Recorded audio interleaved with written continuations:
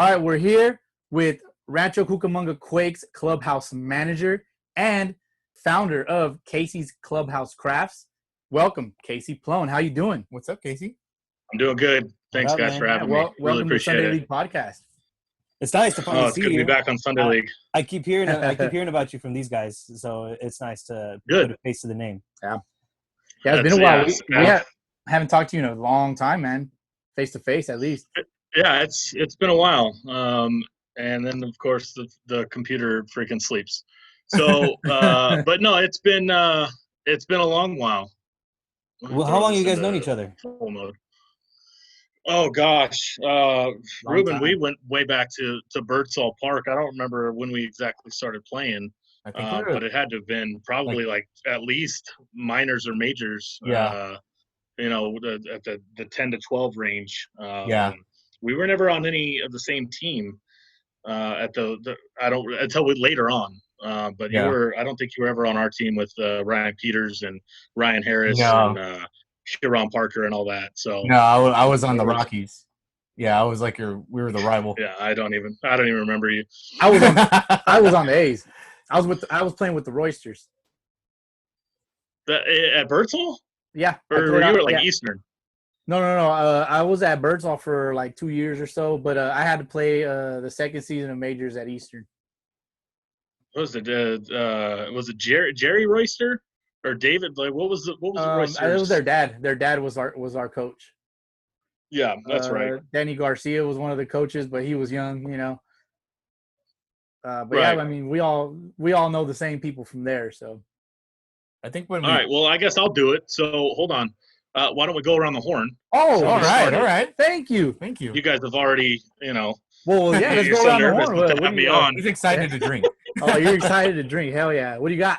No, I got I take big gulps. So I've got a little Crown Royal and ginger ale. Nice. I call it the Kipwell Special. He was one of my coaches a couple seasons ago. Very and nice. He got me on that, and it's tasty.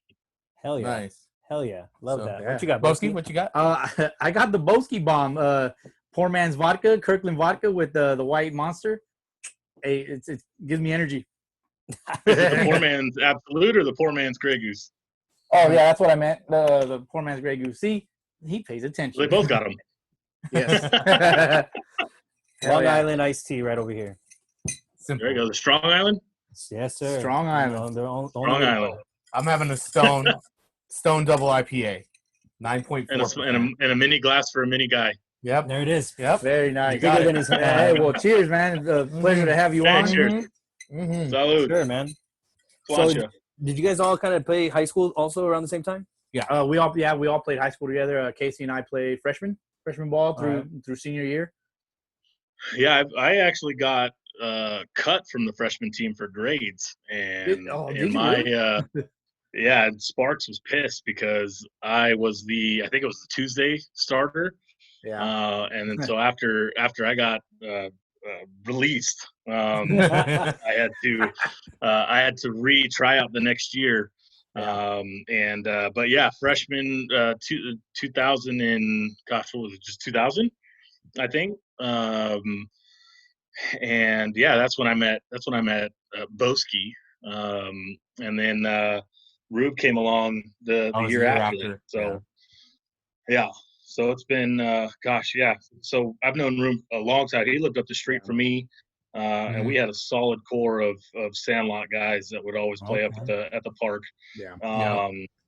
And we played travel ball together with the Reds. See, and that's the thing is like we started. It was like that's when we started being able to wear like the metal spikes, and Steve Peters was our coach, and we were on the Reds, and that was fun. We had a good team too. Yeah, dude, we had solid teams. That was the team that we almost went to, like the state for All-Stars, I think.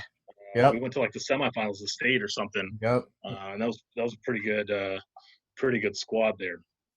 Dang, but man. Then, Ralph went on to play varsity before I did. I didn't get a chance to really play varsity until senior year.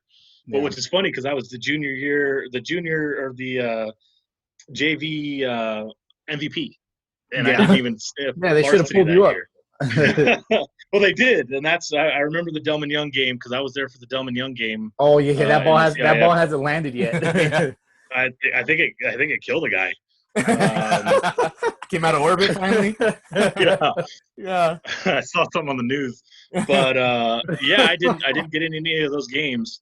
But I was up there. But I was just like, man, I mean, come on, man. Yeah, but that was your sophomore year, yeah, right? that was sophomore year. That's sophomore year for us. Well, for me, I was the JV MVP in my junior year.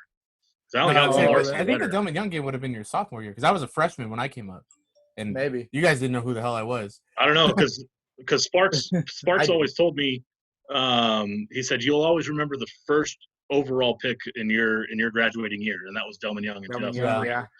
So I think he would. I mean, he was the same age as us, so he wouldn't have been too much younger. Playing for Camarillo, but I could be wrong, and it doesn't really matter. Yeah, it's hazy. Yeah, you're right. It's hazy at this point. Yeah, it was a good time though. But our travel ball team, we remember we went to go play in like Palm Springs and do all those tournaments, and we went down to San Diego. Like we had a lot of fun on the team. I did. I never went to San Diego. I wasn't on that team. Oh, you weren't? I thought you were. Mm-mm. No. No. Oh. But I remember doing. You were probably playing with us. We were probably playing with us with the Renegades, the travel ball Renegades. Dude, the Renegades, man. Dude, that was a good time. That was a good team. Yeah, I think that was a little bit beyond. Yeah, that was a little bit beyond. Maybe like a year or two after, like the Reds that you're referencing. Yeah. And I think I was playing with the other travel ball teams until my dad got that travel ball team and got a bunch of guys together from the high school. Yeah, there was some dudes on there, but I was trying to think back to the first travel or the first Sunday League, the first travel ball team, and I don't know. Chino was on the team, but I don't know if you were. It was the Cerveceros. I think the Brewers. Yeah, I was not. I know what team you're talking about. It was the Naranjeros. It was the Orange Growers. It was. I thought it was like the Spanish Brewers. I thought that was what. Yeah. Either way, I wasn't very long, and then I only played a few games on there. Dave might have played, and then Nolasco might have played on that team. But then after that, it was Renegades, and then it was, always getting the fresh, clean jerseys. Hey, you still got the knuckleball though? Can you still throw it? I mean, yeah, it all depends on the length of my fingernails, but I'll strike Ralph out for $5. $5. I accept. I won't be catching because I can't catch a knuckleball. I accept that challenge. Hey, this guy had a killer knuckleball, dude. He does. It was dirty. I know you still got it. Oh, you don't lose it, dude. I mean, you do the consistency you lose, but it's still there. Like it's just finding that release point with the fingers. So, but yeah, it's funny being with the Quakes.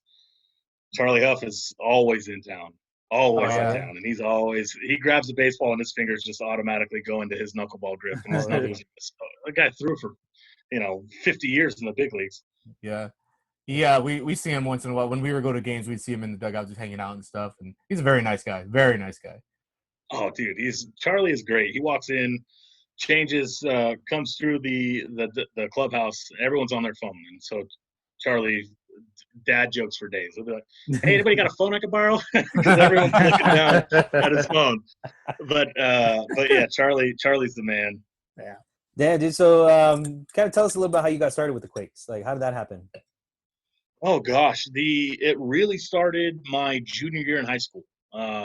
There was like a flyer at Eisenhower that was like that they were hiring. The Quakes were hiring, but it was like for parking lot attendant and merchandise hawkers and food service. So I was just like, dude, I could bat boy. I was 16 at the time because I was always the younger one in the class. So I was 16. Ended up getting the job as a parking lot attendant. And I was like, dude, I want to be bat boy. Took like a season and a half, and then there was an opening. And I came in 2003. I came in and I was bat boying, and I think Jeff Mathis was on that team. Casey Kochman, Dallas McPherson, Napoli, I think had just gotten there. Irvin Santana. So there was already some studs that were going up the Angels ranks. And you're a big Angel fan too, so like I'm sure that was exciting for you. Oh yeah, you were jizzing all over yourself. I would do. Well, yeah, I wasn't telling anybody that, but so I did Bat Boy again the next year. That was the 04 season. And then at the end of the 04 season, our clubhouse manager was leaving. He was going to go watch the Olympics. He was going to Greece. And it was like 2 weeks left in the season.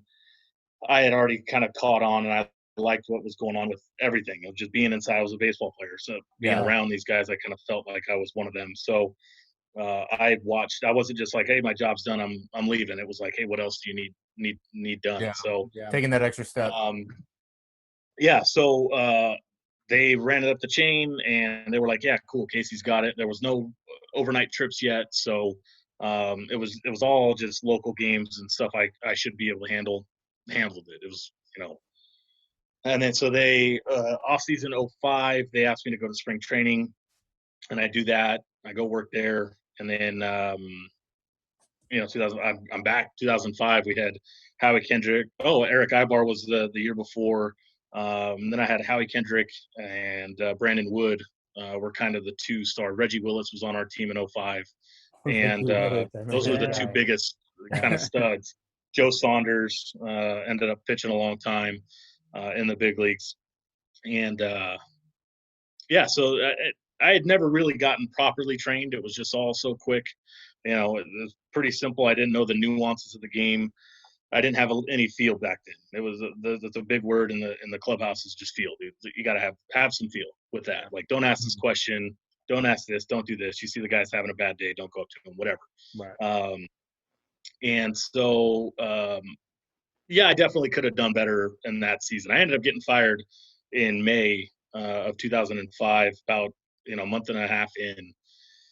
I was there was always clean towels, but at the time we didn't have a towel service, so there was just always a pile of towels. Guys use so many towels per day, and we only had one commercial washer.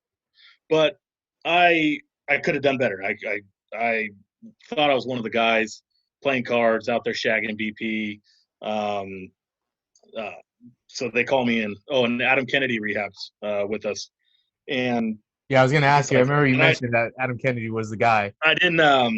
AK. I didn't know the proper etiquette for a big league rehab. Like, I'd had Tim Salmon, I'd had Troy Gloss, Shane Halter, but I didn't really know the proper etiquette with a big league rehabber. So typically at our level, the guy's shoes don't get cleaned. We provide shoe cleaner, but it's just me in the clubhouse and my bat boys, but they've got other responsibilities. So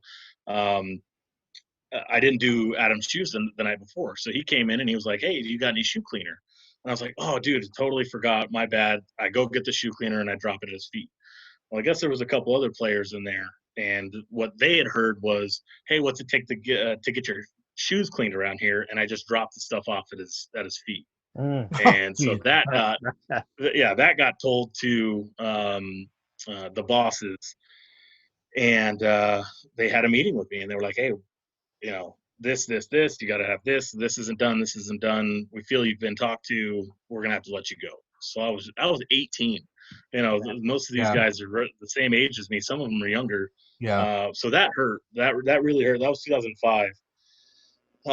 So kind of speed it up. After I got let go, I went into like GameStop. I worked at GameStop for a long time. I remember that. And then I went back to Sports Chalet, and I was doing Sports Chalet a long time. So here it is, 2012. Rest in peace. Yeah, R.I.P. Sports Chalet. R.I.P. I'd rather be shopping at Sports Chalet. And so I invested. Now it's a new affiliate. The new ownership. The Brett brothers own the team. It's a new affiliate. They've got the Dodgers now, just fresh in from Inland Empire. They had swapped affiliates, and so I messaged GM. For like 2 years, it seemed like I was messaging him, and he was like, "Hey, we don't have anything." Finally, he hits me back up, and he's like, "We've got an opening for a bat boy." I was like 26, but it's a way. It's kind of your foot back in the door, and so I was able to keep my job at Sports Chalet, work there full time, and then there was time I'd get off at Sports Chalet. I'm running straight to the field. Yeah, right. It was right next door. Yeah. Yeah. Well, no, I was at the Redlands one, not the Oh, Rancho. Okay. I started there, transferred to the Redlands one, so it was a little bit hectic. Yeah. And then 2014, our clubhouse manager left, and I applied. I interviewed for the job, and they gave it to me. So I've been the clubby for Rancho since 2014, and that's short story long. That's how I kind of got my foot into the door in Dude, professional but you know, baseball. I gotta give you a ton of respect, like for that, because like you stuck with it. Like you already knew Mm-hmm. baseball was gonna be your life. You know, like Well, right. When I got fired, I was done. When I got fired, I was just like, well, this sucks. I'm just, but after being in retail for 10 years, I was just like, oh I don't want to be a retail manager. yeah, No yeah, offense, but that's just, and with baseball, there's only like one job that you can get without a degree. Even grounds crew, head groundskeeper have to have a degree in turf management, and That's it's not just crazy. old school Wow. where they've got apprentices that just Yeah. learn the ropes. Yeah. Front office, you got to have some sort of schooling, and if you want to be a scout or a coach, it takes a little bit higher level of baseball than I played. So Yeah. there was only so many options for me, and there's only one other non-sport or non-playing position that is in the clubhouse, and that's the clubhouse manager. So, these not having baseball right now sucks. But yeah, I love it because I get so much more time with the family. But I miss the boys, and that clubhouse, that camaraderie in the clubhouse is just and you see all the players talk about it. It's just I just miss when they retire, they don't miss the game, they miss the relationships and the friendships. Yeah. You are spending more time with these guys than you are your family most of the time. Well, the culture is Exactly. different. Yeah, baseball culture is definitely totally different than being anywhere else. Yeah. That baseball brotherhood, man, it sticks and it doesn't go away. It's I'm a part of it. I'm not like a former retired player or anything, but I'm definitely and my coaches every year tell me too, like, dude, you're a part of the team as much as anybody else. Yeah. So getting that respect from the players is so cool. Hey, I ain't gonna lie. When I needed some autographs in spring training, my wife dropped your name a couple times. Oh, And To it who? happened. JP, Jock Peterson. And he's like, tell him I said, what's up? is that the technique she was talking about? No, Okay, that was different. But it was her, and then it was I think she tried to get Bellinger, but Bellinger was busy. But he remembered you too. So yeah, I mean, Belly blew up. I didn't have Jock as a clubby, but I was there in 2013, 2012 when he was when I was a bat boy. And what's funny, quick little story, he had already hit 2 home runs in the game, and he's going up for third at bat or fourth at bat. It might have been, I don't know if it was consecutive at bats that he hit 3 home runs, but he looks back at me and I'm just like, yo, dude, you gonna hit one? And he was like, we'll see. And boom, hits one. Third home run of the game. I go pick up his bat, and I'm like I'm like a 26-year-old. I'm 8 years older than this guy, and pick up his bat, give him knuckles, and he just kind of looks at me like, "You dog!" Like, we kind of called it. I was like, "Hey, you need to hit it here," and he was just like, "Well, yeah." And then hits one, and then funny. The next year, Scott Shebler, big leaguer for the Reds, he had a 3 home run game when I was bat boying too. So you're good luck charm. Well, yeah. There you go. There you go, right? Love that. I know you had a pretty cool experience. You were able to throw for the home run derby for Cody Bellinger. I remember you mentioned that. Yeah, at the All-Star game in minor leagues. In 2015, we were hosting, and the front office wanted Belly to hit in the home run derby, and he was like, I really don't want him. Like, we had a couple guys in the league. AJ Reed was one of them, big, country boy playing with the Jethawks. They were the Astros affiliate at the time. Your favorite team, Rube. And yeah. And so Belly was just like, dude, I don't want to do it. I don't want to do it. There's a lot of pressure. And Belly was 20 when he was with us in 2015. Yeah. And I think he had like 18 home runs at the time. And so our coach, Bill Hasselman, longtime big leaguer, backup catcher with the Red Sox, Wakefield, he caught Wakefield a bunch of times. He went to Belly and he was like, hey, we're hosting. Like, I know you don't want to do it. Because here's the thing, in minor leagues, there's 3 days. It's a 3-day all-star break. And if you're in the All-Star game and the Home Run Derby, you get like 1 day off. Yeah. And so a lot of these guys really, really look forward to the days off because, we don't have the travel days that they have in the big leagues. We'll maybe get 2 days off in a month. Right, yeah, you And guys there's play a times bunch of where games we're on back to like back. we're on like 20 game stretches at times, and we don't have the getaway days, the noon start when we're up north, because in the minor leagues, especially at our level, we need as many fans as possible to make money. Yeah, you want to make it we available don't to them. Yeah, it's not like, hey, you guys are going to take off and you're going to get some time to travel. No, it's 7 a.m. game or 7 p.m. games most of the time. So he finally agrees to do it. He's like, fine, I'll do the home run derby. And Hasselman says, well, who do you want to throw? And I had started throwing BP that year for the first time. Funny story is, side note, we were in Lancaster. Left-handed knuckleballer was pitching that night, and I tell Hass, again, caught Wakefield. I said, hey, I throw a knuckleball, and he was like, gets a glove. He's like, all right, let me see it. Yep. And I start tossing knucks at him, and he says, get this guy a group. Ellie was our coach. Sorry, fans. Mike Elward was our hitting coach, and he's like, get him a group. And that was early on in the season. And so Belly's like, I want Casey to throw. He comes to me, I'm like, oh, okay. Holy shit, right? I'm honored. Yeah. And so the day of the home run derby comes, it's an all-star game. So we're treating these guys like big leaguers. Yeah. We're unpacking their bags, we're packing their bags, we're doing their cleats. Some guys traveled dirty from the last day of the first half. So I've got all these things to do, and all these brand new faces that I've never met before. And then all of a sudden it's so I throw a batting practice that day to kind of help just loosen my arm up and Belly to see me that day. And so Brett Phillips is in that group for the Royals, and there's a couple other guys that I threw to that went on, but I just am spacing on the name.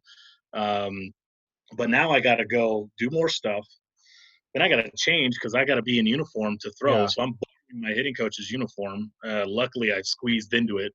And so our manager brought in a buddy of his, and he threw to everybody. Like everybody, that was just one pitcher. He rubber arm, just threw batting practice to everybody, home run derby. And we had Sean Green and like Adam Kennedy were kind of like coaches for each respective team, because we were playing the Carolina League. And so you could call time and you could load the bases at one point, but with your 10 swings, you had 3 attempts to hit a grand slam. So it could count for 4. And that's cool. Just tons of different, so I get out there, and now I've got a catcher. There's no turtle, and there's loaded stadium. There's our radio guys on the mic, and first warm-up pitch, I spike. And I'm like, oh, it's going to be terrible. And right before I went out, Belly's dad was like, hey, like some low and in. And I'm like, yeah, okay. I'll try. And then our radio guy's like, oh, I bet you never thought you'd, be out here throwing batting practice with a guy on a live mic. And I'm just like, yeah, you're not helping. So brutal. So we, it took a while to get into a groove, and it never really clicked. He was, for whatever reason, it was probably me. I'll take the blame. But we did hit 1 home run, and it was for 4. So we got the bases loaded home run. Hell yeah. And but it was nuts. It's funny because I texted Belly when he was in the big league home run derby, and I was just like, yo, you need somebody to throw to you? He was like, I got my dad. No, I'm cool. I was like, man, I could use that new truck if you win. Very nice. Right? Well, that's so, awesome, yeah, that was pretty nice. Cool. Yeah, that's cool. You're getting to have those relationships and experiences, because minor league baseball for a lot of these guys isn't fun. They're working to get somewhere, and if you can help it's fun. It's fun. Oh yeah, I know. But I mean, for some guys, if you're winning, yeah. And some guys, they're trying to make it, and they're trying to make a name for themselves, and it's a process, and if you can help them any way you can, something as little as that could boost them to the next level, and I'm sure they. I hear horror stories of guys on the road from low A, double A that came back, and they're just like, dude, my socks were always wet. We showed up one day and our jerseys were dripping wet, and we had a day game, and you see, there's a Instagram out there, like minor league grinders. Minor league grinders, like, yes. Yeah, I've submitted a few pictures to that, and he's posted it. One of my guys cut off socks. We were freezing cold. We didn't have gloves. We cut off the tops of the socks and used them as mittens. Wow. There's so many things. Guys using bowls for coffee because you run out of cups. Luckily, it's never been anything like that where they have to hang their jersey. Of course, occasionally there's a jersey that maybe the armpits are a little bit wet. So you just kind of dry it out a little bit, but it's tough. It's tough in the minor leagues for everybody. And when you don't have the equipment that they've got in the big league, big leagues, they've got 3 dryers, 3 commercial washers. They got 7 attendants, tons of guys, and it's me. And especially you, huh? Because I travel, I travel with them. So it's, when we're loading the bus, I've got to make sure that everything is on the bus because I'm getting on the bus. It's not like, I get to just go home after the bus is loaded on an away game. And now I'm having to deal with, I pretty much know where all the stores are on the road, where I can get this, where I can get that. I'm doing research on the bus, like, hey, this is a new hotel. All right, where am I? If I need beer, if I need sodas, if I need plates, utensils, whatever, where's the Smart and Final, where's the Costco? And the bus drivers are super awesome too. I'll jump on the bus and we'll go, before we head to the hotel or before we head to the stadium. But yeah, it's these guys, it's a mindset, and the Dodgers do a really, really good job of making sure that these guys know, hey, you don't like it, play better. If you don't like it in 8-ball, play better. You want to get to the big league, go out there and throw more strikes, go out there and hit more doubles, like make contact, better contact. And so it's a mindset for a lot of these guys, and it's a maturity factor. Some guys are riding their natural talent, and some guys are having to grind for it and hustle. And the Dodgers do a really good job. The clubhouse has always meshed well. 2015, when we won the first championship, not only was it a good clubhouse, but they were just studs too. If someone get called up, that was the year we had Belly. We had Scott Barlow in the big leagues. Chase DeYoung traded from Toronto with Tim LeCastro in the big leagues.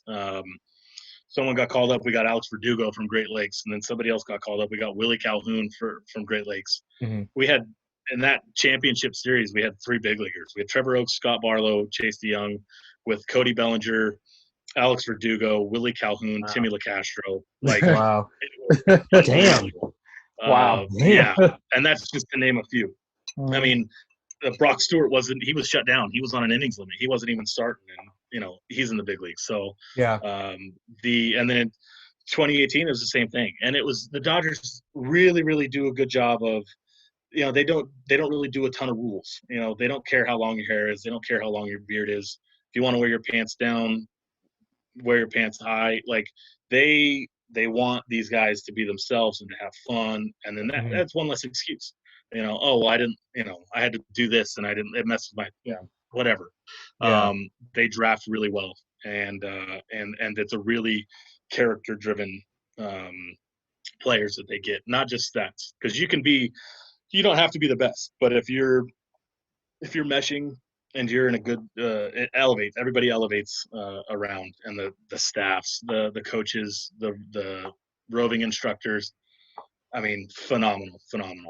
Yeah. I was reading something about scouting with the Dodgers, and just overall in the MLB, and the Dodgers and the Rays are the 2 top teams when it comes to scouting. And Andrew Friedman. Yeah, and it's just like they have a certain way how they do things, and it works. And I'm surprised a lot of other teams haven't caught on to that. But they have a system that just it's killer. Well, they're trying, and that's why every year, Dodgers coaches are getting manager jobs. And that's why true. they're all leaving. I agree with because that. everybody wants to pull into that. Even strength coaches and like our strongman department, even like our mental coaches are getting pulled because they want that Dodger aspect, because everything that the Dodgers are doing works, you know.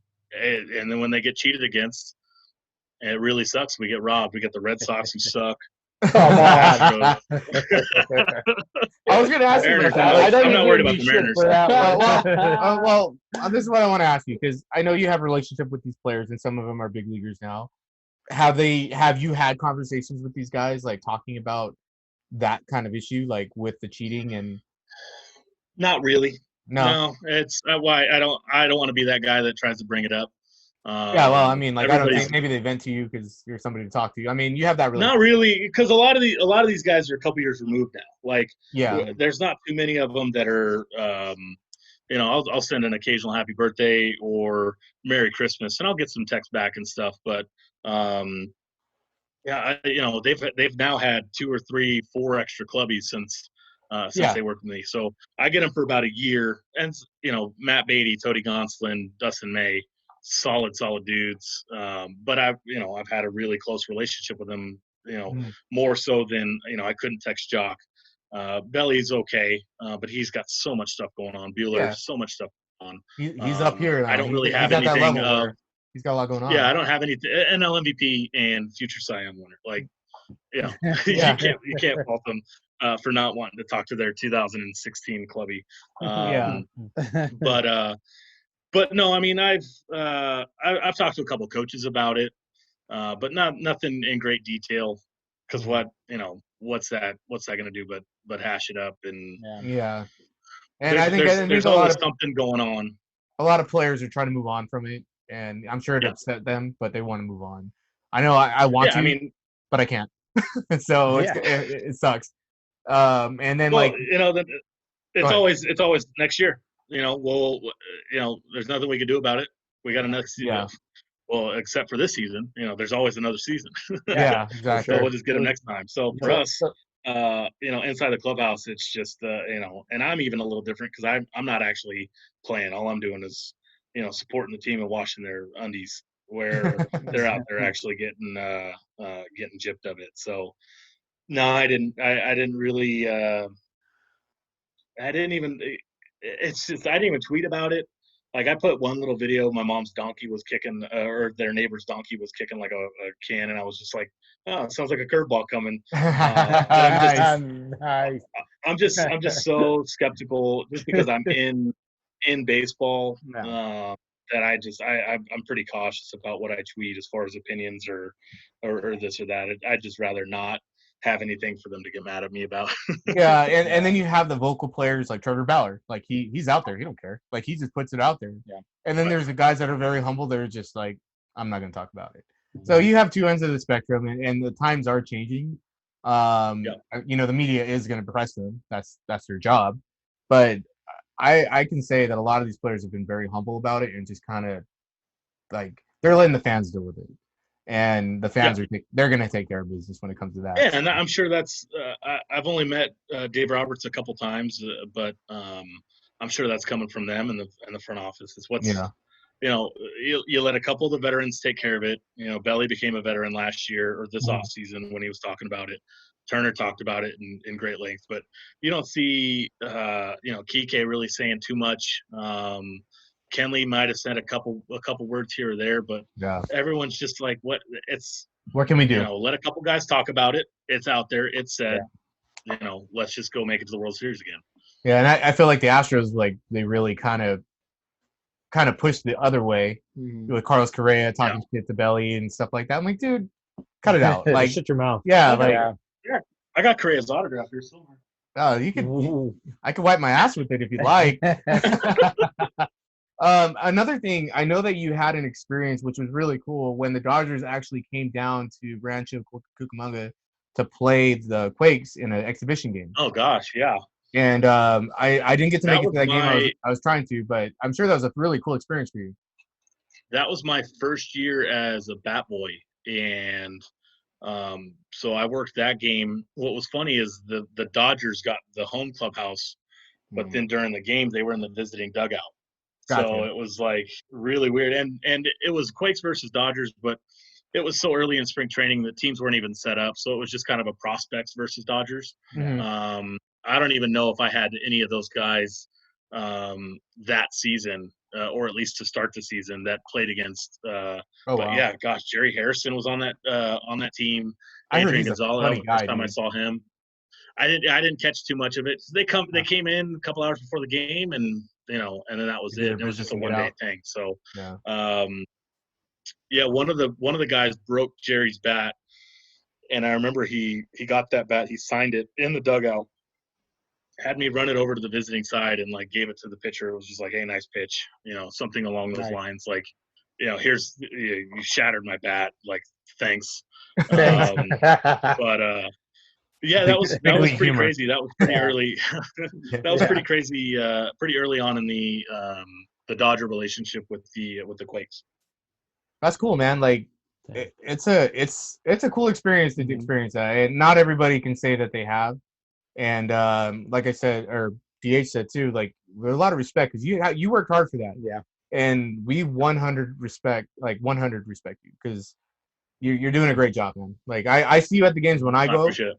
And I see you working. Like, you say hi and you always say what's up because we're homies. But you're always doing your job, and I always see you working. And no time to get hot shot autographs. Yeah, there you go. Like, but you're doing a great job, man, and I appreciate it because the players play better, and it's my favorite team. So you're helping them. There you go. Win. So I'm happy with it. It seems like a lot of work, though, to have to deal with 25 players all at once. 25 divas, probably. Oh, that's just 25 on the roster, on the active roster. There's typically somebody on the DL. We've got, it's in the minor leagues now. It's not just 3 coaches. It's not just a manager, hitting coach, pitching coach. We've got a 4th coach. We've got the strength coach. We've got the athletic trainer. Gosh, we've got the the video guys. We've got the mental coaches. Like, I think with me, there's 10 people on the staff. Wow. And then you've got typically between 26 and 27 players. Sometimes that goes up depending on a bad string of injuries. I think I've had up to 40 players before, and then we get rehabbers, and then you're scrambling to get a locker for one of them, or 2 of them, or 3 of them. There was one time we had 4 rehabbers in the active roster, and a 5th guy that was there on his off day because he was rehabbing. And that wasn't fun. It was fun, but it was crazy because now, as soon as it looks like I'm giving preferential treatment to my guys, and we're like, oh, you don't do that for me. Oh, you do that for him. But like, well, So does that you don't mean like it, play better? Yeah. So in that instance, does it mean you gotta guys gotta share lockers or something like that? Like, how many lockers are in the clubhouse? We've got, oh gosh, I think we've got like 31 lockers. Okay. But and I take up one of those. We've got a pretty small, fairly small clubhouse, so I use one locker as kind of my locker / office for the most part. And then, come say hi. This is Riley. Hi, Riley. Hi. They're saying hi. How you doing? Hi. How old is she? Are you getting ready for bed? No. Yeah, it's almost bedtime. She like she just turned 6. Nice. All right. Thank you, baby. Yeah, there's like 30 lockers, and it gets pretty full. Yeah. There's been times where I've had to, we had Trevor Cahill, where I was just like, he comes in, I'm like, man, I don't have a locker for you, and it feels bad. And most of these guys, the pitchers especially, like, I don't care. Just find me a place to set my bag down. I'm gonna be here for a few hours, and then I'm out. And then even some guys will at least offer, like, hey, you need to hang your pants here, put your wallet here, or whatever. Feel free. And they're just like, no, they're all really, really cool about it. I haven't had anybody that's really been pissed off that there's not a spot for them, and they get it. They've all been in the minors, and they pretty much understand. It is what it is. We're all grinding. So not like you can exactly go in the back and build them a locker right on the spot. The space is the space. That it's what I got, and I kind of tell them that too. Like, here it is. Love that. Dad life. Oh yeah. So I know that like a lot of minor leaguers like to joke around and they have like jokes that they play on other players and things like that. What's the funniest one you've seen? That's a good Oh, joke. I can't tell it. I can't say it. It was bad. I can't. I'm not gonna. Yeah, it was. I'm not gonna name any names. But one guy had somebody text his phone, and then pretended it was a like a hookup. And Oh it was man. like, yo, I'm pregnant.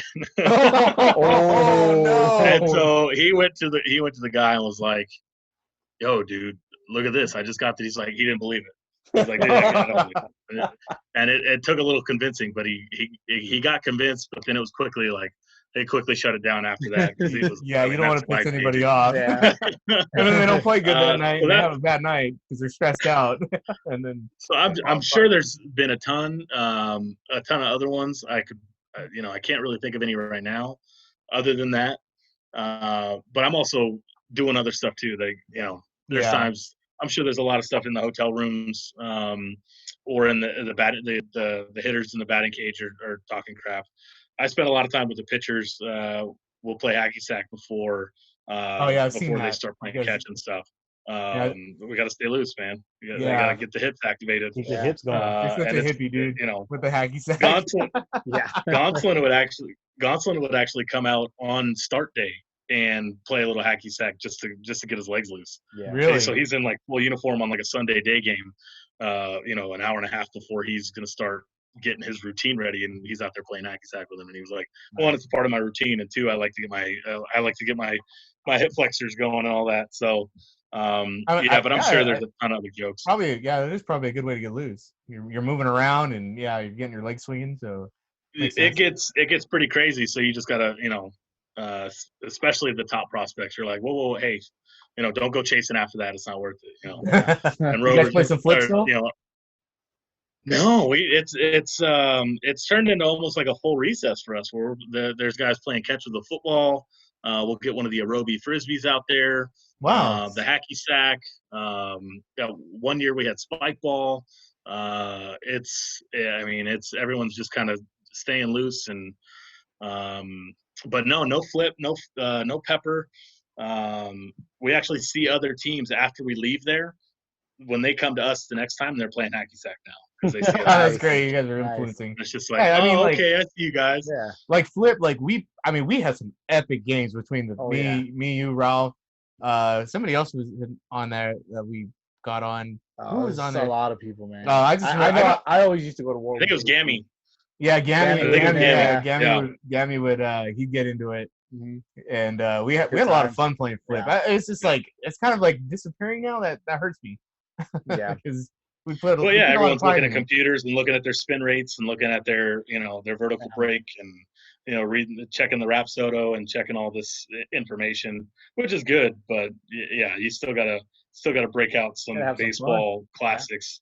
And break up the monotony, because that's one thing that baseball can be is Groundhog Day. It's just the same thing every day. So if you've got something to look forward to with a little bit of fun, a little bit of looseness before, it just keeps it light. So it's crazy how many times I don't know what day it is. I just know it's 7:05 game or it's a day game. And I've got a couple days ahead, and that's about it. People are like, hey, this game, in 3 weeks, and I'm just like, I'm trying to look for a pair of socks that are lost. Like I'm not worried about 3 weeks 3 weeks from now. That kind of leads me to my next question when you mentioned the technology. We talked to Jesse Chavez a couple weeks ago, and we were talking to him kind of like how people are using that technology. At that level, are they using that as well? We are. Yeah. Yeah, we're traveling with the Rapsodo, which is basically, at most minor league stadiums, there's this big square. It looks almost like a plexiglass screen behind home plate, and that's called the TrackMan.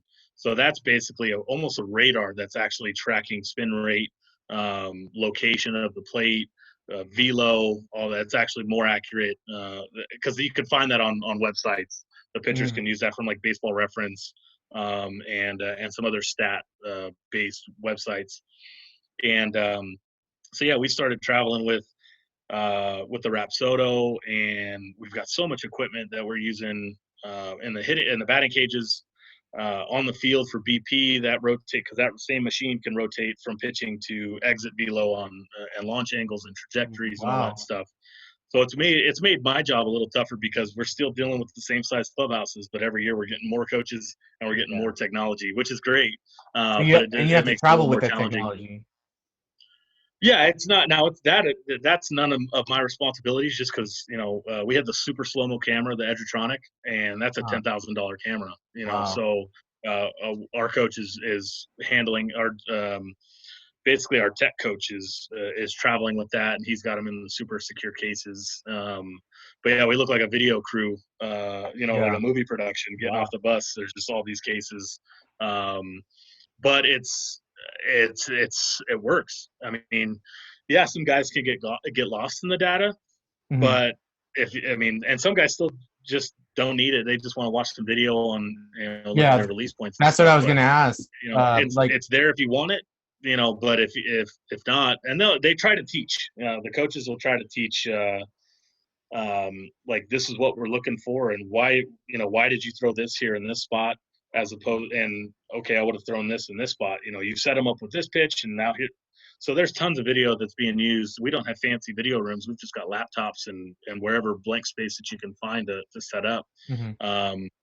But yeah, there's printout sheets, and this for the hitters. Here's what this pitcher does in certain counts.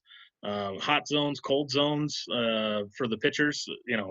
It's crazy. It's definitely come a long way from when I first got in, where it was just like a couple pitchers sitting in the stands charting. That's what I was gonna. That was gonna be my next question. Like, how do you see that progression, like, with the tech? Because you've been with the club for a while now. Like, how are the minor league players better because of, like, in your opinion, are these minor league players getting better because of this technology, or do you feel like it's still kind of divided? Just the amount of pitchers that are throwing 95 consistently, compared to, and it's kind of the same story in the big leagues from the 80s and 90s. There was a couple guys that would throw 100. Now you're not in the bullpen if you're not throwing 96. So yeah, it's definitely changed. I've even seen Connor McGinnis. He was our pitching coach for the previous 2 years, and I think it was 18 and 19, and he's now the assistant pitching coach for the Dodgers. I mean, he's turned guys throwing 92 and then found a glitch in their mechanics with the video and the data and the spin efficiency. And as soon as you can tweak that, and here's 3, 4, 5 extra miles an hour, and this much more movement on your pitches. So the technology has definitely improved the game. It's made it harder for the hitters because the pitchers are nasty. I can imagine. Yeah, pitchers are getting nastier. Yeah. They let you play with it? I wouldn't want to. No, not with my arm. Not after breaking my arm in a beer league game. I ain't messing with that. Well, tell us about that. Like, what happened exactly? Like, I remember it was pretty. Well, it was the perfect. I remember you called it the perfect storm. Yeah. Oh, well, kind of. Oh, well, first I'll lead with just kind of my career of injuries. It started. I had a slat tear in my rotator cuff. I was playing shortstop. God, it all started. Slow pitch softball is legit. And don't you say anything else. Thank you. Yeah. No, Casey would always wear the baseball pants playing shortstop for, I've seen Casey lay out and make some fucking crazy ass catches. Hell yeah. So, the nice thing about slow pitch softball is you can stay active. You can play Monday, Tuesday, Wednesday, Thursday, Friday, Saturday, and go play hardball on Sunday. Yeah. And then you're back. So you could never miss. Fair enough. You know what? I couldn't hit a fucking softball to save my life, so I don't know why. You stand at third base with the big hitter up at Big League Dreams. Down, dude. So yeah, I was playing shortstop. And my arm, I just couldn't make the throw anymore. I transitioned to second base, stop pitching, transition to first base, and then had surgery on it. Then back to pitching. So my first major injury, championship game, we were at Upland Memorial. I think it was the Aztec League. I'm playing with the SoCal Titans. We had Dave Nolasco on the team. Okay. We've actually had Wes Littleton, former big leaguer with the Rangers, actually holds the record for. He got the save in that Rangers 30 run to like it was like 30 to 5. Oh, yeah. He got the Against save. Baltimore. And he's got a ball in Cooperstown because of that. But he came out and played. And so it was like an 0-2 count. I'm like, you know what? Pitch this guy outside, and fastball in the outer half connects with it. As I'm coming through, ball hits off of the top of the glove, hits me in the face. I remember and that. I get a broken nose, orbital socket, and cheekbone. Ball bounced over to the first baseman. We got the out. I'm out of the game. Hey, you got the out. You got the assist.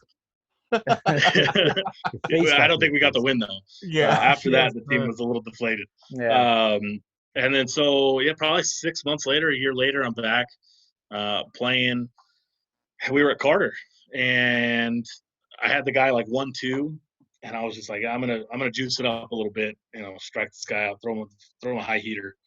And as I'm coming through, arm just goes snap, and it just kind of falls down. Ball takes off towards the third base dugout.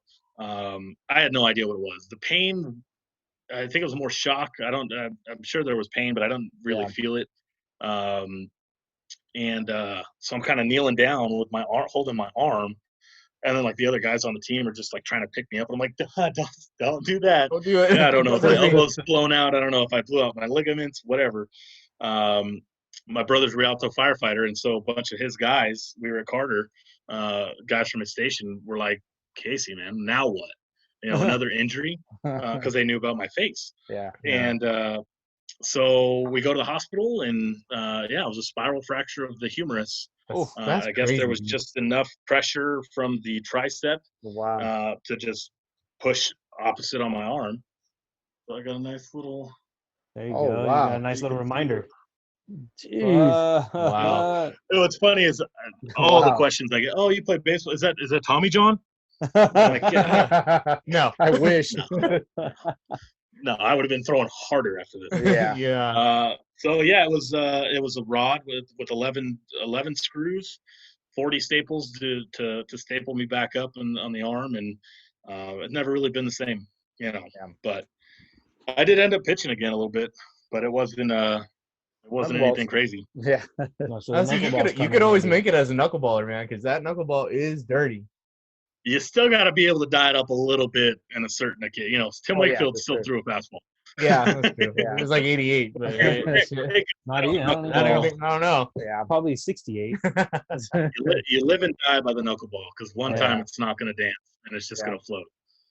So now that you're kind of home now, you're not. Well, I know you moved to Vegas, and I know you're going to be making it happen with the club, but what are you doing right now? Like, I know you're antsy to get back out there. And is there any word on minor league starting back up at all? So yeah, we're doing a lot of projects around the house, stuff that I'm never here for. This is 7 years of no summers that now my wife is got me home a little bit. So she's loving it. Yeah. I'm cooking every night, and dinners are great, and she's like, one of these times, I don't want you to go back to work. Hey, can you still make that famous Casey burger? Ooh. The cheeseburgers? I don't even know what that is. You don't remember, bro? You don't remember when we would come over to your house? Remember we'd come over to your house? We'd go work out at the park, and then we'd go to your house and make burgers. Sure, man. Oh, come on, bro! Like, you used to make cheeseburgers all the time. Dude, I've been making cheeseburgers my whole life. I don't remember a couple. He doesn't remember the one time. He doesn't remember the Casey burger. The Casey burger. I guess the answer is yes. Because it's probably still the way I make burgers. Oh no, I remember they were bomb, dude. I remember we'd go over there all the time. Well, there you go. But yeah, I mean, I've been the golf courses are open again, so hitting up the golf courses. But just spending time with the kids. Yeah, I miss so much time with them during the season.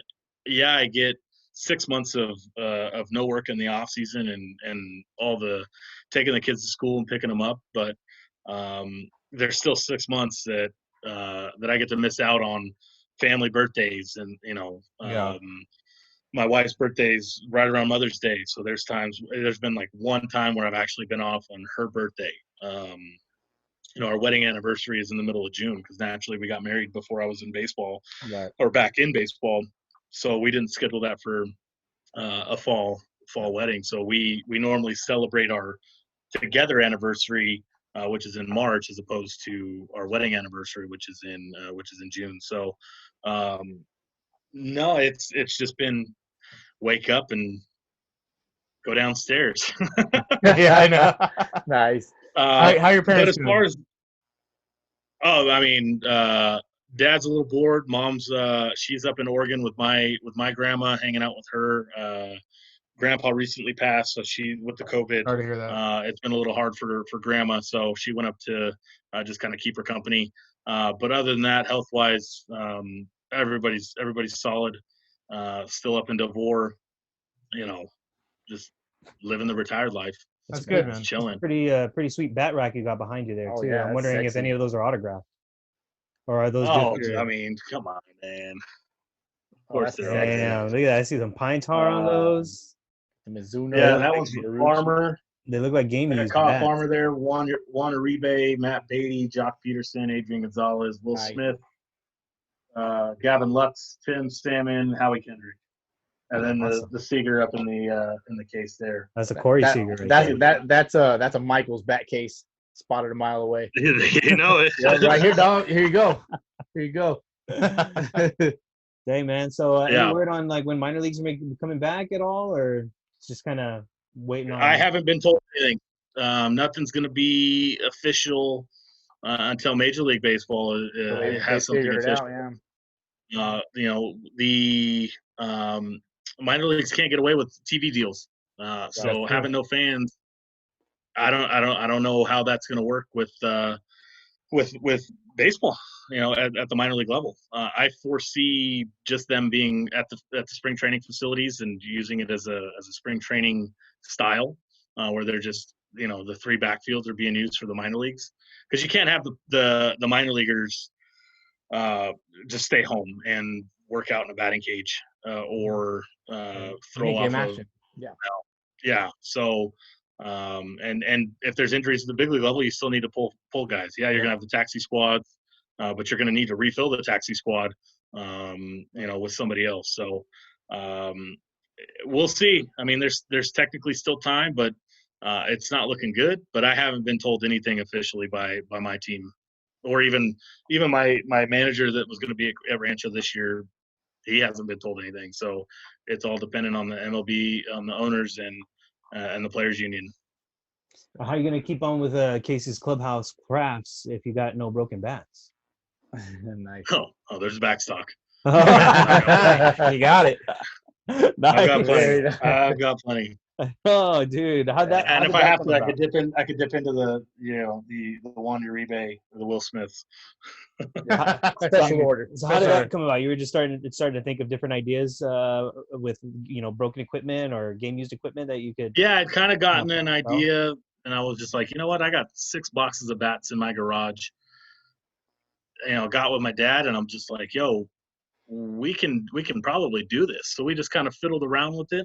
Yeah. The problem was finding a bottle opener that actually worked. But first we went to a woodworking store, and there was a bottle opener, but it had like a round collar on the neck, and it wouldn't work with the other cuts of the bat because we've got there's the handle, so it would have worked with the handle because the round collar. But when you take the barrel of it and there's the cup there, this is probably from a sandbat because they've got the writing on the cup. But a collar ain't going to work on a triangle. So this is, we ended up finding some bottle openers from China and committed because it was a minimum of 500. And there we go. We found one we liked and we placed the order. And now we're not getting a ton of sales. I don't have a website, but there's a lot of word of mouth, and I get a lot of players' wives and girlfriends who will message us, and we'll do groomsmen gifts. We just had Royce Lewis, his 21st birthday was coming up. So his girlfriend hit me up and was like, I want to get him something. She sent me one of his bats, and we made it for him. And she was like, I couldn't wait. I had to give it to him early. So Adrian, we with some rehabbers, Adrian Gonzalez broke a bat. Cut it up. The next day was his last day on rehab. My dad rushed it and got it to him. And I've actually seen a video where it's at his man cave, and he was doing a little tour of his trophy room, and Nice. we there it was. Only I would know where it was. Yeah, of course. But I saw it, and so that's the ball displays. We started doing stuff with the ball displays so that when the manufacturer, carves the bat out, there's these two little ends still left on the bat. So they chop those off, and then there's the bat. Found a bunch, and they were like, we don't know what to do with them, but we can't get rid of them. And so I was like, well, let's, let me get some and see what my dad could come up with. And he's sitting in his bedroom one day, looks up at my first home run ball with the Reds on the Pony Reds. And it was a grand slam. And he's like, ding, ding, ding. It was a cheap gold base display, takes off the globe, kind of, fake mounts it to the wood. And it was just like, that's it. So they're a little harder to understand, with a bottle opener. It's a bottle opener, but with the ball display, it actually takes a little bit of story for them to be like, oh, that's actually from a carved bat. Advanced baseball players would know what it is. Yeah. So, dude, that's pretty nice though. I mean, just to be there on that much baseball on a regular basis, it's got to be pretty sweet. Right. Yeah, it's I haven't woken up and been like, God, I got to go to work today. Right. Yeah. How about the taps? You don't work a day in life, or you don't work a day in your life when you love what you do. For sure. Yeah. Are you still making the taps for the beer kegs? Those aren't as profitable. Those are more dangerous cut. So we'll do them on a special occasion, or if a bat that's broken happens to kind of lead us to make a tap handle.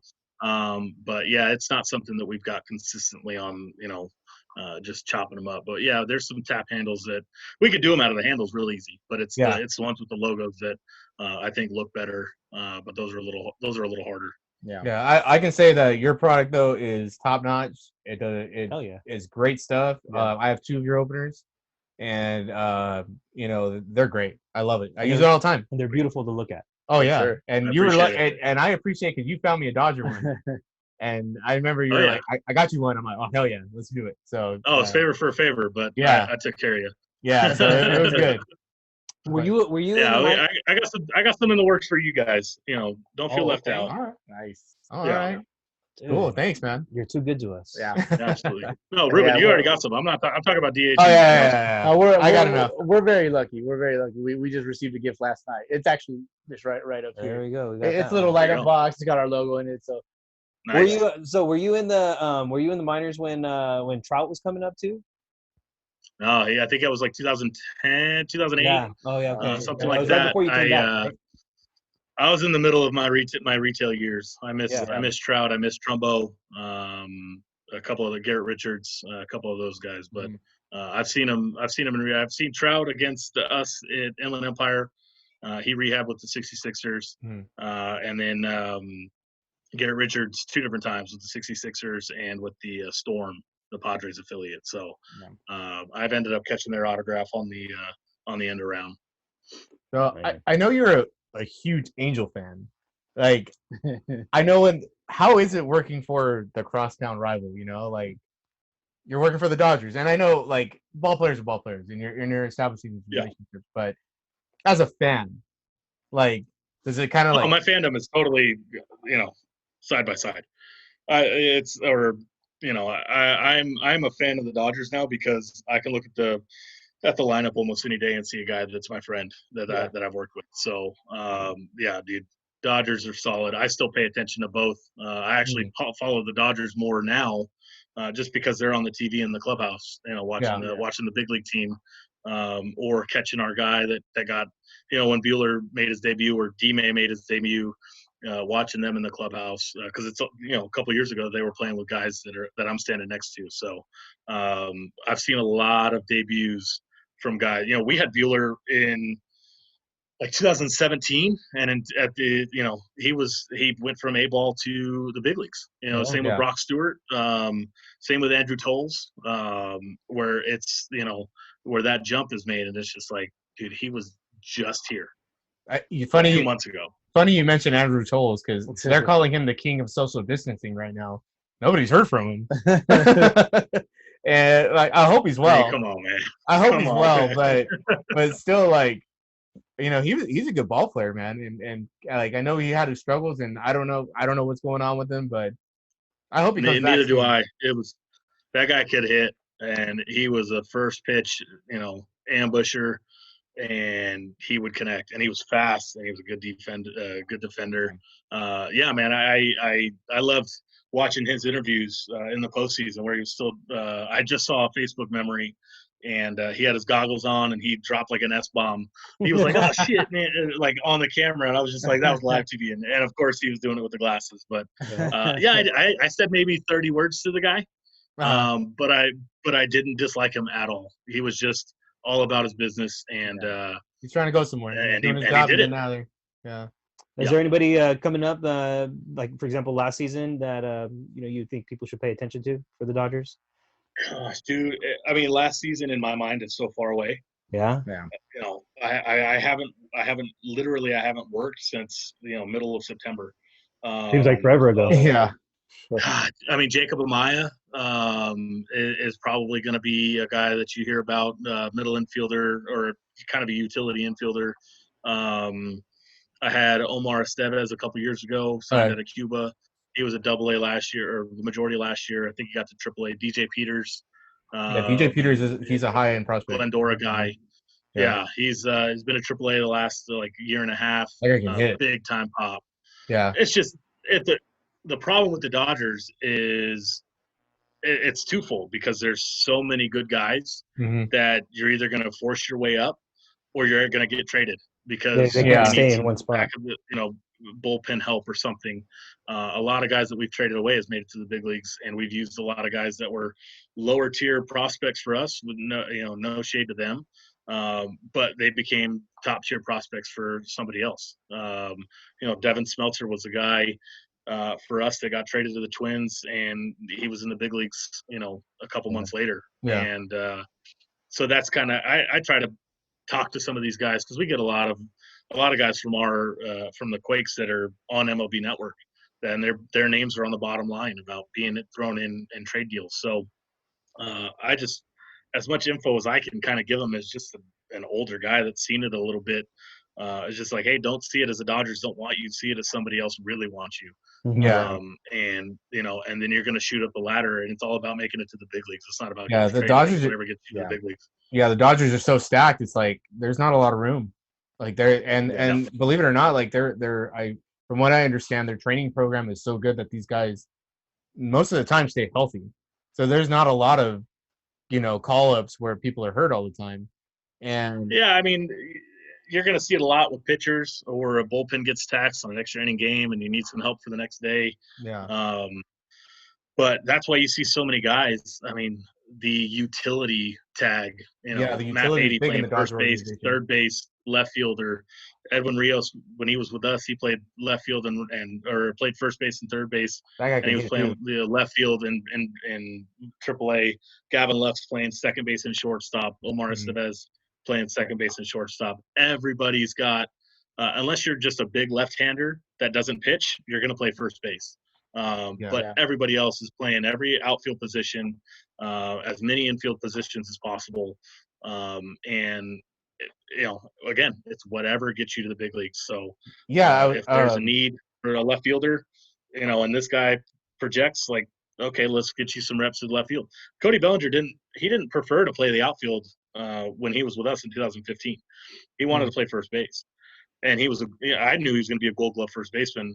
The only thing was if he could hit. With us, he hit 260 and 30 bombs, 100 RBIs. Well, the next year he put 20 pounds of muscle on, and the rest is kind of history. Yeah, I remember he was a little skinny guy. He'd go play center field and make Gold Glove plays, and he hadn't played center field in 3 weeks. Just his natural ability was unbelievable, and that comes in drafting. Yeah. So, and then just look at the first round picks for the most part, the last few years, they've all pretty much made it. But a lot of their a lot of their value comes in these 5th round, 6th round, 7th round, which unfortunately this year we're not going to have because the draft's going to be over at the 5th round, and then you can sign after the 5th round for up to 20 grand, but no more. That 6th round slot's like $180,000 slot. If you normally got drafted in the 6th, 7th round, you're going to make almost 200 grand. Yeah. And now you've got to make the choice to play for 20 grand. So that sucks, but I get it and I understand it. But it's there's a lot of guys that have come through my doors that haven't been 1st round picks, 2nd round picks. Yeah, minor league baseball is like a time for experimentation. I was actually watching the Dodger Network earlier, and they were doing a little thing about Pedro Baez. Pedro Baez, when he was with you guys, he was a 3rd baseman, and that was my first year, 2012. He was a 3rd baseman. Yeah, and he struggled with the bat, and they said, let's get him on the mound, and he became one of the best relievers in the Dodgers organization. Yeah, 2012, I had him as a 3rd baseman when I was a bat boy. 2013, he was back as a reliever. 2014 is in the big league. Nice. Yeah. And that's like you said, the scouting. They saw something like, hey, if that tool doesn't work, we're gonna try you here. We see your plus arm. Let's figure it out, and it worked. So that's the nice thing about position players. If it ever fails, you can if you've got an arm, you've always got that backup. It doesn't work very often, but you can extend your career by a couple of years, at least in the minors, to try to convert. Yeah. Speaking of him, the Dodger Network, I've seen you on there. You're kind of a mini celebrity. Watch out. I've seen you on there multiple times. I'm like, I know that guy. It's kind of a big deal. The first time was when Kershaw rehabbed, and that was a big deal in 2014. My first season as a clubby, and it was early in the season, and we had the cables running through the clubhouse. We had a packed house. I think it was like a Friday, Saturday bobblehead night on top of Kershaw rehabbing. But yeah, I was. I think the Sportsnet guys caught me getting ready to put his jersey in the locker, and they were like, "Hey, we do that again. We want to record that." And there was we did a little interview about why his number wasn't available, and it's like, well, that was issued to my hitting coach, and this isn't the majors where I can just take a blank jersey and put a new number on it. It was, this is what I have, and that's why he's number 46. Yeah. I think you did a skit with Tom Arnold as well, right? A long time ago. Oh gosh, that was a long time ago. I remember on the Best Damn Sports Show period. Yeah, that's what it was. Yeah. And again, that was my improper training and not knowing the deal, but they had kind of, his spot was over, and I was like, yeah, if I could just get that jersey back, because it was just a jersey that we issue to people, and I just had his name put on it. And he was like, oh, I don't get to keep it? And I was just like, and the producer or whoever was just like, hey, that's good. Like, do that again. Whole little skit. But I think he was legitimately pissed that he didn't get to keep the jersey, because I seriously kept it. I was like, I'm gonna need that jersey back. He's like, really? I was free, buddy. Yeah. Nobody told me you could have it. So, damn, God, that was a long time ago. Yeah, I remember seeing that on TV, and I was like, oh man, that's Casey. I know Casey. I tried to look for it before. I can't find it. I think I saved it somewhere, but I couldn't pull it back up. And you can't just put Tom Arnold baseball skit. Maybe now someone's found it, but that was somewhere. Was Chris Rose on that? Chris Rose? Yeah, I think so. Yeah, he was on that show. I remember that show. Yeah, was Ron Dibble? Rob Dibble. Tom Arnold. Probably Chris John Rose. Sally. We're gonna have to fact check that. Yeah, we're gonna fact check it. It's been that show has been on so long. Basketball. Right. Yeah. My wife appreciates you because I can text you and be like, hey, who's gonna be rehabbing? And she's got a lot of pictures and a lot of autographs from when you let me know, like, hey, so and so's coming to town. I don't give her any inside info. I just say check that on the podcast. What's funny is Twitter probably knows more than I do, and I get info from Twitter, constantly. And I've actually looked at my fantasy baseball stats before, and I was just like, "Yo, we're getting Rich Hill tomorrow," and he was like, "Really?" Our pitching coach. Oh yeah. Yeah. So be ready. Yeah, but so we're gonna go into our quick pitch questions. Okay. You know, there's just a random set of questions just to kind of you travel with the team, so you can answer a majority of these. What's your favorite minor league ballpark? In the California League. See, my favorite is a complete different question than why like players would have a favorite, because it's all based on the clubhouse. Yeah, exactly. My favorite clubhouse to go to is probably the Lancaster Jethawks. There's enough room, it's spacious, it's easy access from the parking lot to the bus, and that's probably, as far as a clubby goes, that's probably my favorite. I mean, outside of Rancho, of course, just because home cooking. But to travel to, yeah, it's probably Lancaster, which is funny because they're on the chopping block. Yeah. And that's Colorado, not Seattle. Fact checked. There you go. Very nice. Nice. No, I know you're busy and you have a lot going on when you are traveling with the team. But when you do have kind of a break to kind of do your own thing, what's your favorite city to visit in the California League? We don't. It's so crazy because we don't get the travel days like the major leagues do, where they leave after a game and then they've got the next day off, so they get to go explore. We have a 7:00 game in Rancho. We're done at 10:30, 11. I'm done washing laundry at 3 a.m. and we might have a bus to Stockton at 7:30, 8:00 a.m. So I'm basically taking a nap, waking up and loading up, and then we've got a 7:00 game that day. So we don't really. And I actually use the road trips as my break. I get to sleep in and I get to stay up late because when we travel, I don't necessarily have to do the laundry on the road. So us clubbies will do like a trade. So when they come to me, I'll do their laundry. When I come to them, they'll do my laundry.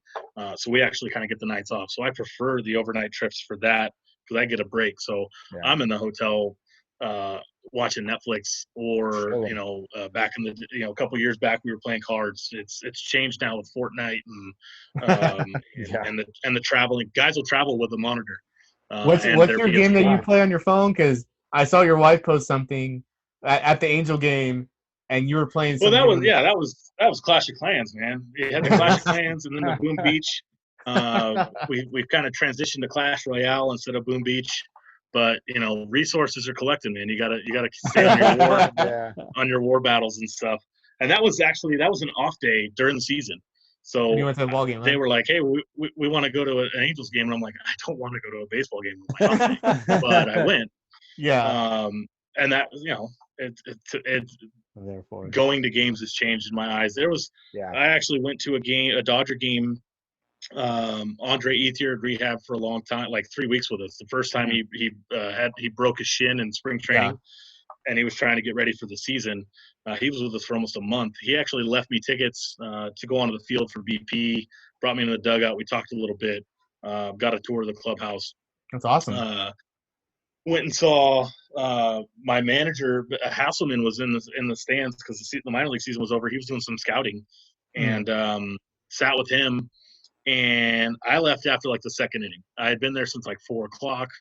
I was just like, it's just a baseball game, and I'm gonna get home to the family. I've been gone a long time, and so I leave. I'm listening to the game in the car, and there's the play that Chase Utley, it like bounces off of Gonzalez, and like Chase Utley turns and like throws the ball behind his back to Adrian Gonzalez, and that happened right after I left. And now it's on like all of the replays that you see all the time. I was basically the brake lights, through the stadium. Wow. But it was a nasty play. But yeah, I was just like, I came to see Andre come for BP. I saw Bueller. That was the year Bueller got called up.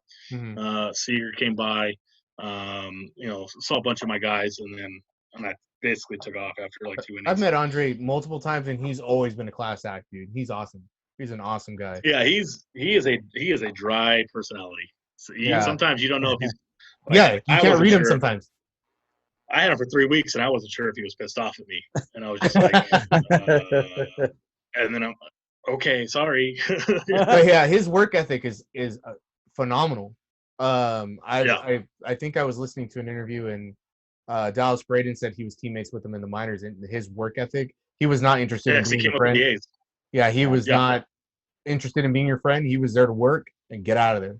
And Yeah. you know, And he did that with us too. yeah, And there was a time where he got kind of upset because it was late in the season for us. It was like really hot. It was a Sunday day game. We weren't doing BP, and there was no BP set up for him. And he was just like, "Yo, I haven't had a spring training. This is my spring training." And there was a lot of miscommunication at the time, and he was just like, "I can't just I'm here take to work. 100 hacks to the cage. Like I need to see." Yeah. So, he was definitely a guy that was all about his business. For sure. So what about your favorite? Oh, about these quick pitch answers and questions that aren't very quick. What about your favorite player growing up? I think I know who. Oh, Jim Abbott, Wally Joyner. Yep. Nice. I remember. Yeah. What about your favorite player that you worked with? Oh God, dude, I can't just say one. Yeah, you can't pick one because then everybody's gonna get that's pissed an off. impossible answer. Like, what's going on? Who's the guy that made you laugh the most? Well, dude, I mean, I had a lot of conversations in the dugout with Trevor Oakes. Belly was cracking us up for other reasons, other than just being funny. Brock Stewart. I mean, I would say as far as closeness, Brock was probably one of my closer ones. My good buddy. It's actually what's funny is a lot of my really close ones aren't even guys that made it to the big leagues. Guy Daniel Tillman, he got drafted by the A's or the Angels, and ended up coming to us. We got really really close. He's in Florida, but we still actually text pretty consistently.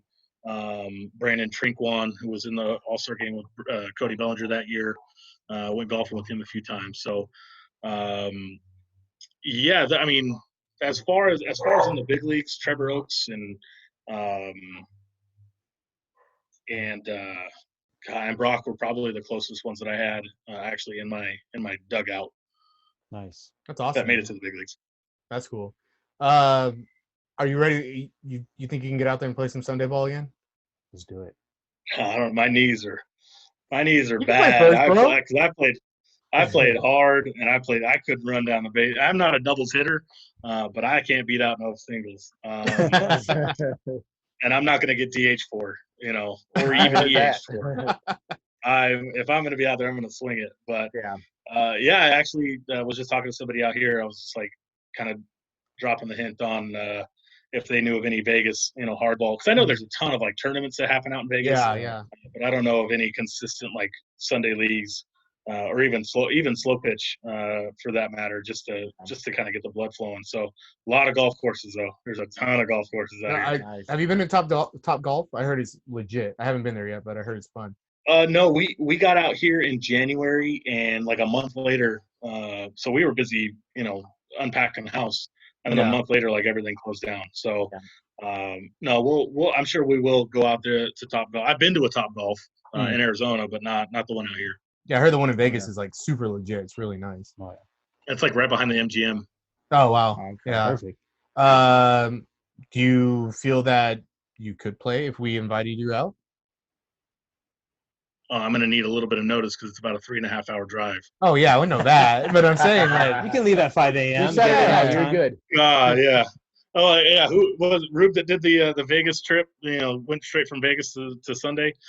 Sunday ball. One of you guys mentioned that you did a Vegas trip, and then like I went to Vegas for my 21st birthday, and then we went to a ball game that day, a Dodger game. Oh, I ain't even gonna watch a game. Yeah. Yeah, I mean, I could probably, I don't know if you need my bats. Grab one of those bats there. Most of the bats I have are broken. Use a little bit of screw, some wood glue, you're good to go. Oh, this guy is the king of putting broken bats back together. Oh, I've seen it. Ryan Harris had so many of those bats. Oh yeah. Clarendon had all those bats together. Oh yeah. So that Sunday league struggle when you're 22, 23 years old, barely making any money. You don't want to buy a wood bat because you're gonna break it on the first swing. It's cheaper to buy. And you can't borrow because then you're responsible.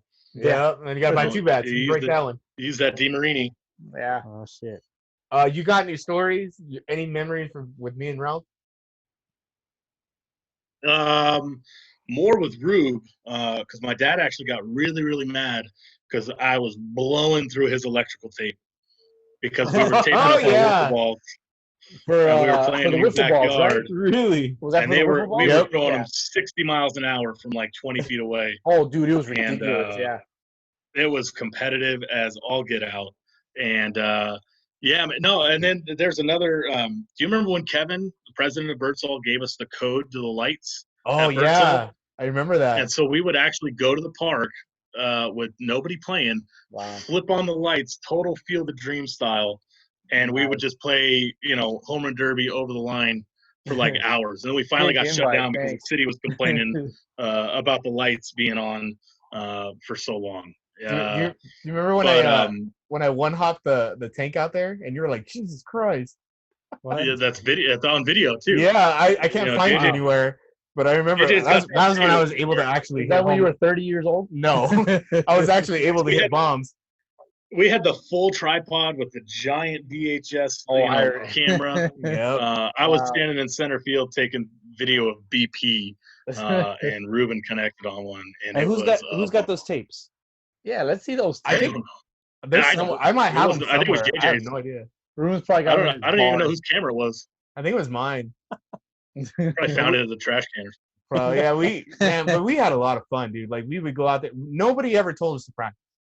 Like we would just go out there because we love to do it, and we were trying to get better. I told my parents, I was like, "Hey, I'm going to Birdsall," and I was there until it got dark.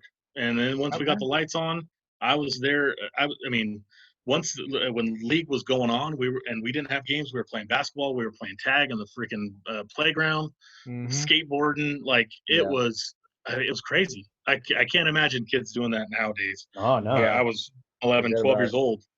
And and the park was literally up the street. Yeah, and all four, and then there was the four of us that all went together. Yeah, yeah. No, as far as memories with Boski, it's all just baseball.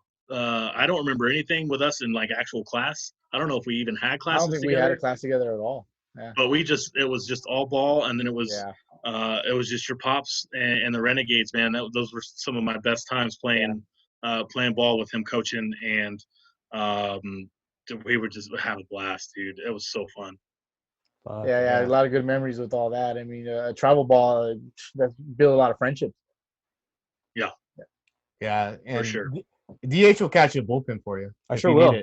Just don't throw the so you can have some memories with him. Just don't spike the first one. I'll stand in the box. I promise not to swing. Am I standing on the mound with a bucket of balls? Because how are you getting them back to me? With your bum shoulders. I'll roll them to you. Yeah, dude. Then you're gonna scuff them up, man. He's not lying. We'll do home run derby style. I just toss it to the side. I'll just roll it down to the side.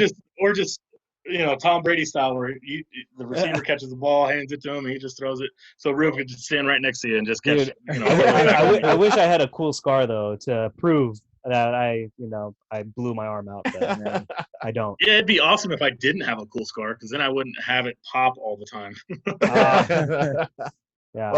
True. That's pretty much all we got, dude. And we really appreciate your time. It's been fun catching up, and man, it's been a blast. Good.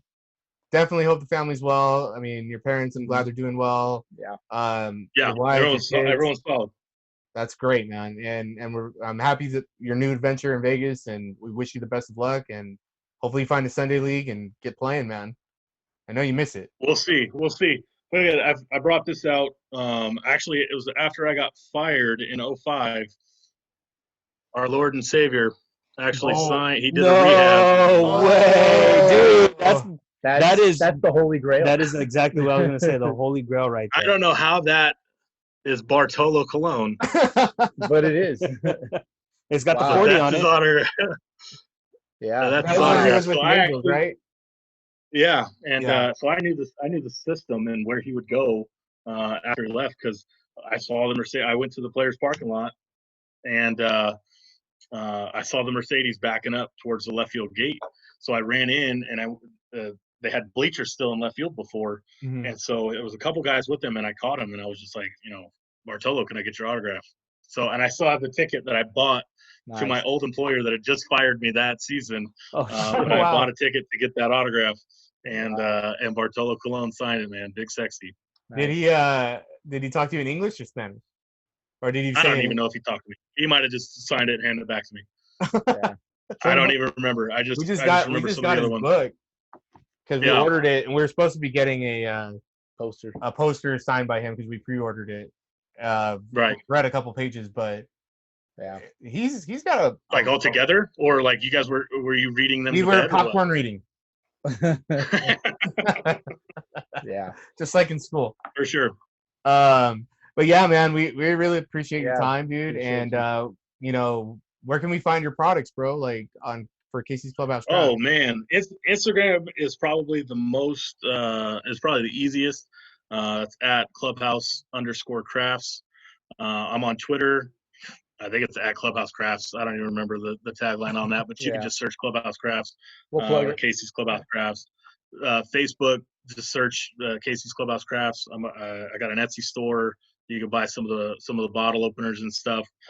Easiest way to do that, you could just search Casey's Clubhouse Crafts on Etsy, or go to the Instagram. There's a link in the bio that'll take you over to get some bottle openers and some really cool stuff.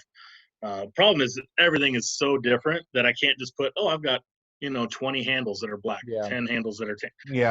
Every handle is it's got different tape markings, and some are clean, some are dirty, some have dried up pine tar, some have seam marks, some have scuffs from foul balls. So everything is unique and different. Could be from a minor league game. It could be from a little kid, that broke his bat in travel. It's just game used bats. But every one of them is pretty unique. I used to know the story of all of them, but now we've cut up so many that I all the bats kind of blended in together. But there's some cool ones, and I do a lot of the custom ones that the guy, Beatty Matt Beatty came to the house, dropped off a bat, I saw that. Watched me and my dad cut it and make it up right in front of him, and then handed it to him. And what's funny is he's actually got the second bottle opener that we've ever made. We bought 2 of those original bottle openers from the woodworking store with the collar, and I had a bat with his bat knob decal on it, and it had like his beard, like an outline of his beard. It was like blue. Wedding gift for him. So he actually got the second one we ever made, and then he came back full circle after being in the big leagues.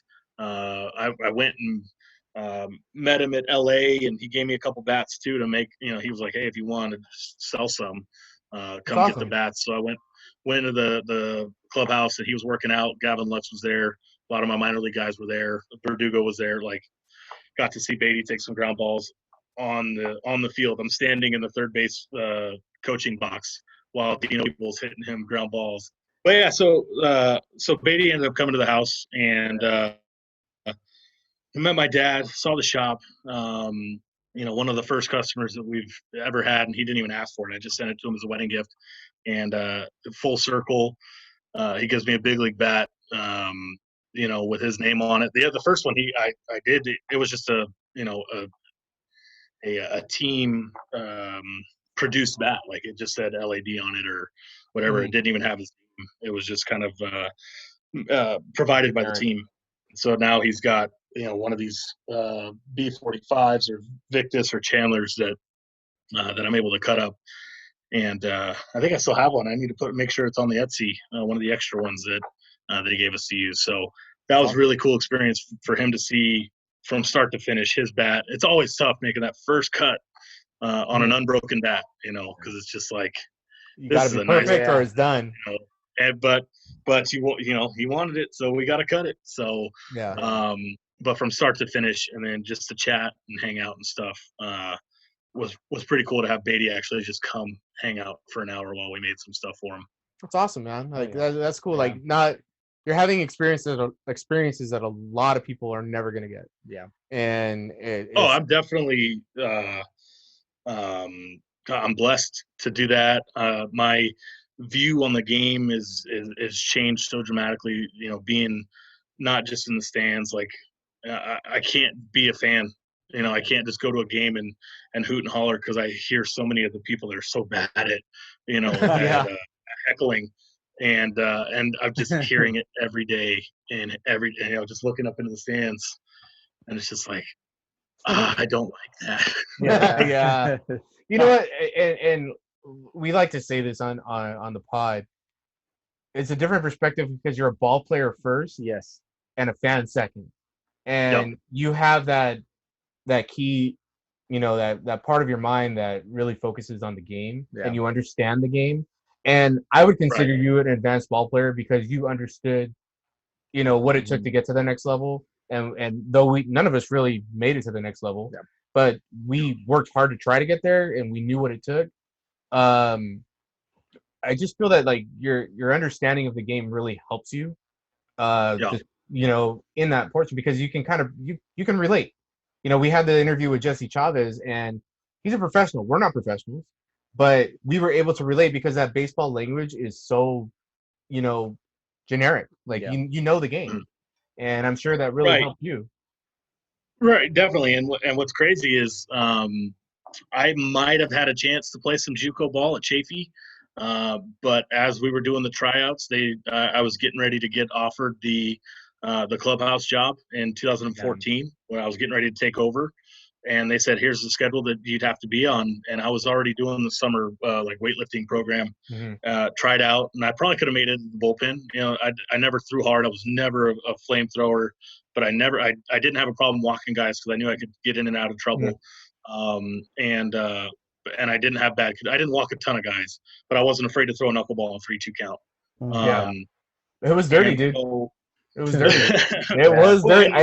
I caught it many because the umpire. I caught it many times just playing catch, warming up when you were my throwing partner for a little while. Yeah. And that thing would dance. That thing. Oh, you gotta watch your shins, man.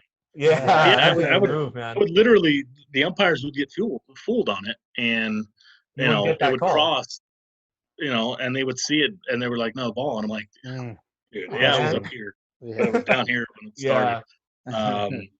But yeah, so it's not a regret because I wouldn't be where I'm at now if I wouldn't have taken the job the first time. But I really wish I would have thought about it and talked about it with my parents. Because it was just like, no, I got a chance to go be in a clubhouse with professional baseball players. I'm gone. But I wish I would have had that because who knows? I could have been taught something, and maybe this guy had a good scout friend, and I was able to get a couple ticks up on the foul. Who knows? Yeah. But unlikely. But it was something that I never got to technically exceed the end of my career because I just kind of gave up on the baseball aspect of it to play. And I think I probably knew that I didn't really have a great chance because if you're not touching 92, 90, you're not getting looked at regardless of how good your command is because you're going to get lit up. And we 78. We didn't grow up with that technology to figure out the spin rate and how to increase velocity. Throwing programs were non-existent. Yeah. Like we just at least at our school. Yeah, it was play catch for 10 minutes, and Coach Ramirez, Ernie was the one that nobody really liked at first because he was making us work harder. And he was probably the best coach we ever really had. Yeah. And he didn't. It didn't go over well. Yeah. Yeah, a lot of people had issues with him. I mean, I know he always as a coach would, pay attention to everything and give it everything he had. He was always on the players. I mean, the guy was a professional scout for the Reds and a couple other teams. Like that guy actually had an idea of what scouts were looking for, and we were young and dumb. That really wasn't preached to us. Like, hey, this, pay attention to this guy because it was just a different time. We didn't have Twitter. Yeah. Nobody was posting their MySpace videos. MySpace. Wow. So we always have a question that we always ask everybody at the end. What is your favorite baseball movie quote? Ah, jeez. I think that's a big. I mean, I can't come up with one, but it's like "You're Killing Me, Smalls" has got to be in there. Wendy Peppercorn. It's a bunch of Sandlot ones. Oh yeah, Sandlot's great, bro. You chew it, of course. Yeah. When they're at the pinwheel. I never, being a West Coast guy, I never liked, want to have a catch in Field of Dreams. It's play catch. You don't have a catch. But East Coasters, they love that. Yeah, it's different. So I never liked that quote, but it's got to be Sandlot. Rookie of the year when Daniel I think it's Daniel Burns, the guy from Home Alone. He's in the cage. He gets locked in the cage. And he's like, put me in, I can throw strikes. He's locked in the cage. And he's just freaking out in the cage. That was a good one. God, Little Big League's an underrated that's your baseball movie. right? Yeah.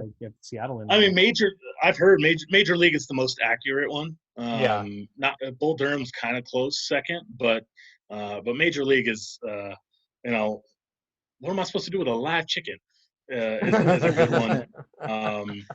We can't have guys thrown up in the clubhouse before the game. 90. Where are you going, meet? 90 feet is a solid one. There's some deep cuts in there that I'm a movie guy, so I don't typically just like the one, the normal one. But we crushed Sandlot. We watched that all the time. Yeah, I think we watched it at your house multiple times just after working out. We'd eat burgers and I had it on VHS. I'd rewind it.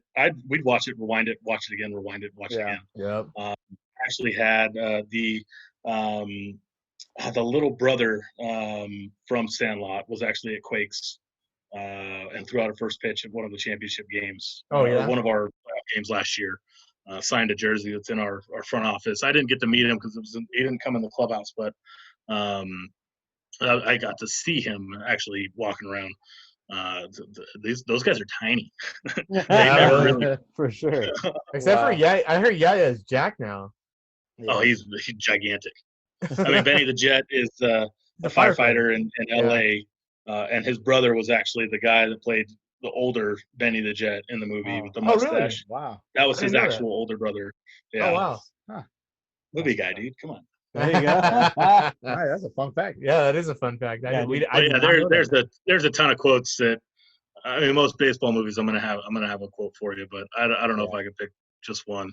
And we early in my career, we would actually, our manager would only let us watch baseball movies on the bus. So naturally, I'm typically the movie guy. So they all look to me to bring the movies on, and we watched them all. Yeah. Were you ever bribed for any particular movie? What do you mean bribed for any movie? Like, hey, we want to watch this movie tonight, and another guy was like, no, we want to watch this movie. No, I typically bring about 6 or 7 movies. Okay. And I just kind of stand up, and it's never 100%. So I always get yelled at if we end up choosing one of the different movies. You're getting yelled at anyway. Yeah. All the time. Yeah. It's always my fault. We did a talent show. I did the splits in the talent show in the clubhouse, and they purposely didn't vote for me to win the prize money because I'm the clubby, and they're already tipping me, so the money went to somebody else. Yeah, that's fair. Yeah. I just gotta say, man, I appreciate your passion for the game for sure. Like, it's pretty clear you got a lot of passion for the game. You stuck with it, even if after they let you go that first time. Like, dude, you're making it, in my opinion. You're making it in my eyes. Like, that's. I appreciate it. Unfortunately, if I'm good at what I do, it doesn't automatically mean a promotion. So I just got to keep grinding. It is, man. It's just like umpires. Clubhouse staffs are, once you're there, there's nowhere else to go. So they pretty much stay. There's not a lot of turnover, but I'm having a really, really fun time with the Quakes. The front office is great. The Dodgers, all my coaches that come through, everybody's solid. So I've got really no complaints other than, some long hours, but and not a lot of off days. But yeah, man, I have a really good time doing what I do. Yeah, man, just keep doing it. Shout out to your wife because she supports you through all that. Like, it's not easy, and you got kids and you got a family. Right. Yeah. She's a single mom. She's a military mom. A baseball mom. Like, it's half the season, 6 months. It's a little different than the military just because I'm not going off to war. But but just being alone on her own, dealing with 3 kids and 2 dogs and a house and dinner and homework, and she is definitely a trooper. For sure. Yeah. All of the things. Well, thanks, man. Thanks for joining us on the podcast. It was definitely nice talking to you. Yeah, pleasure having you. I appreciate it, man. Thanks for having us. That was good fun. Yeah, it was good to catch up, man. Very good to catch up. We got to get together when you're out here. I appreciate it. Yeah, let us know when you're out here. I forgot my wallet, man. I ain't got no piece. I got you, bro. I think Rue's got you. I got your umpire. I'll get you next week. For sure, man. Hey, cheers, man. Thanks for joining us. A lot, bro. And we'll see you later, man. All right. Catch you later. All right. Have a good one, guys. Casey Ploehn, Casey's Clubhouse Craps.